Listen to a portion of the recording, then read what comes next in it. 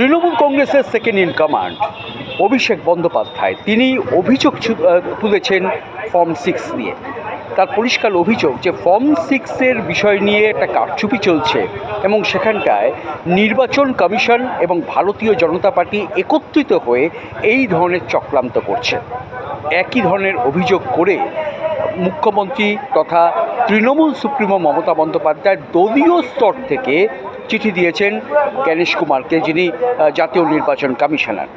সেখানেও এই ফর্ম 6 নিয়ে অভিযোগ রয়েছে, কিন্তু এই অভিযোগের ক্ষেত্রে সিইও মনোজ কুমার আগরওয়াল তিনি পরিষ্কার জানিয়ে দিলেন যে এটা একটা সরকারি অফিস, যেটা সিইও অফিস যেখানটায় হয়েছে এখন নতুন, যে শিপিং কর্পোরেশন অফ ইন্ডিয়ার 2nd এবং 3rd ফ্লোরে, সেটা সরকারি অফিস এবং সেখানে যে কোনো মানুষ তারা আসতে পারেন তাদের নিজস্ব কোনো কাজে এবং কোনো পেপার নিয়ে।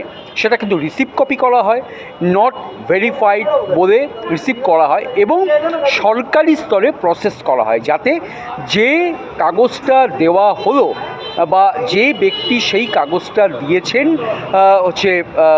সিও দপ্তরে, সেই কাগজটা আদপে কী এবং তার পরিপ্রেক্ষিতে কী পদক্ষেপ নির্বাচন কমিশন আইনগতভাবে নিতে পারে সেটা নিয়ে প্রসেস হয়। এটা কিন্তু পরিষ্কার মতামত সিইও মনোজ কুমার আগরওয়ালের।